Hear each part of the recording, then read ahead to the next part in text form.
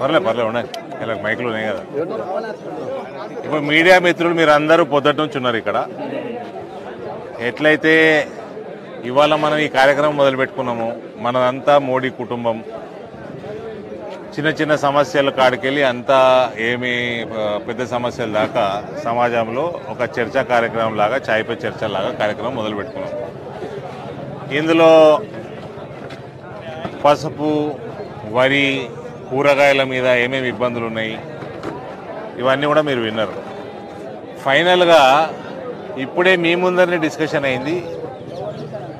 ఈ వేరే రాష్ట్రాల నుంచి వచ్చిన ముస్లింల ముఠా, వేరే రాష్ట్రాల నుంచి వచ్చిన ముస్లింల ముఠాలు ఈ డ్రిప్ ఇరిగేషన్ పైపులు, రైల్వే లైన్లు, రైల్వే లైన్ల దగ్గర ఉన్న కేబుళ్ళు ఎత్తుకపోయి అక్కడ వాళ్ళ గోడౌన్లలో జమ చేస్తే పోలీసులు పట్టుకున్నారని. సో ఇది కూడా విన్నారు.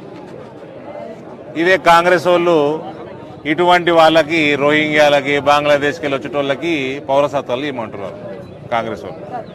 అందులో మా కాంగ్రెస్ అభ్యర్థి గారు ఆయన కెప్టెన్ లాగా వ్యవహారం చేస్తున్నాడు. ఆ టీంకి తుకుడే గ్యాంగ్కి కెప్టెన్ లాగా వ్యవహారం చేస్తున్నాడు.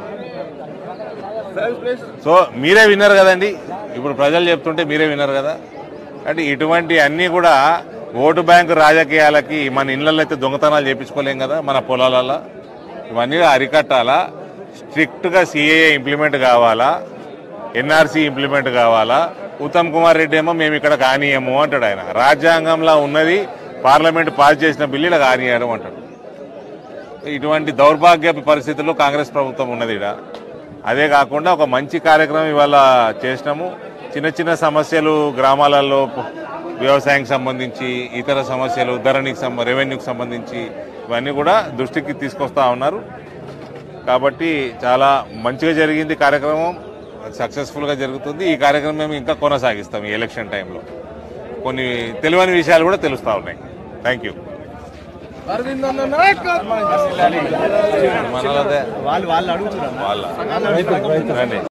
సమస్య లేని ఇల్లు ఉండదు, పరిష్కారం లేని సమస్య ఉండదు. బంధాలు గొప్పవి, బాధలు చిన్నవి.